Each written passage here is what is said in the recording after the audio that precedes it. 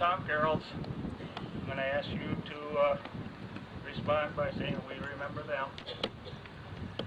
At the rising of the sun and its going down, we remember them.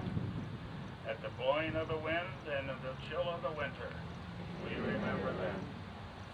At the opening of the buds and in the rebirth of spring, we remember them. And at the blueness of the skies and in the warmth of summer, we remember them. At the rustling of the leaves and the beauty of the autumn, we remember them. At the beginning of the year and when it ends, as long as we live, they too will live. Thank you.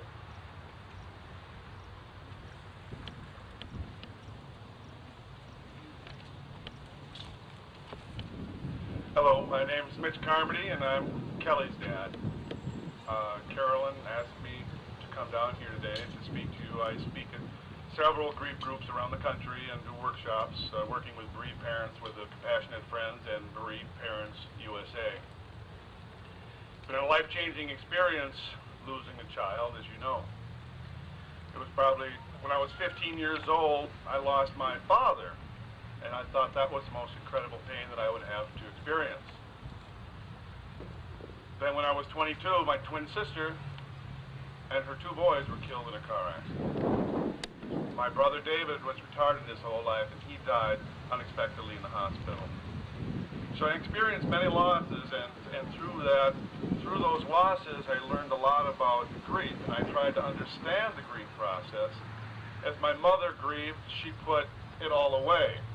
You don't talk about the loved one who had died. You put it away. You get on with your life. You get over it. You don't talk about it. I tried that for several years. I couldn't do it. I could not live without my son. And I realized, though he was physically gone, that maybe I can establish a relationship with him at a non-physical level. And so I took the risk. I wrote him letters. I started writing him letters to tell him how I missed him, how I loved him, the things that we did. We reminisced. And I asked him to get back to me. I asked him to get back to me with a sign that he was doing all right. He did get back to me with a sign. It's a long story, but corn stalks grew in my backyard in a new house we had bought. When I peeled back one of those corn stalks, it got 3 years of corn on it, and when I peeled back one of those husks on that cob on December 1st, the anniversary of his death, it had molded on the inside, and inside the husk there was the letters D-A-D written in mold. For me, there was a huge turning point that I realized that even though he is physically gone from my arms, that I could still communicate to him. And so that's when I began a whole new journey of grief, and I went back into my grief. I immersed myself into my grief. I could not walk by his picture anymore and not look at it and be stone-faced.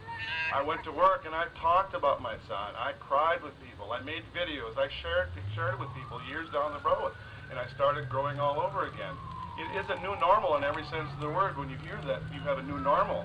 It's starting life all over again for the bereaved parent. I had those other losses, but nothing could prepare me for the loss of my child. And so I started learning that I am growing all over again.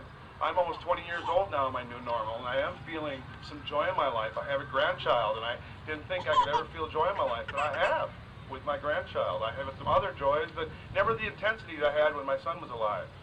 So there is light at the end of the tunnel. But there's three things that really saved my life. One of those is knowing that my son is around, that he can communicate to me, and he's a partner in my life. And knowing that also this is a never-ending journey. There is no getting over it. It's learning to live with it. It's like arthritis. It's there, and at times it erupts and it hurts like hell. At other times, it's a slight limp, it's a slight ache. But the ache is always there, and sometimes it cripples you, and sometimes you can actually laugh again. But it's an up and downhill journey for the rest of your life. And so you have to learn, you have to try to decide, what do I do with my life to make this journey livable? How can I make this livable? How can I survive? And number three was giving. I learned the more you give to people, the more you receive. I was so hollow in my faith and in my life, and so I volunteered to do AIDS massage with people who had AIDS. I did that for 8 years, and I started feeling good again, helping these people pass on.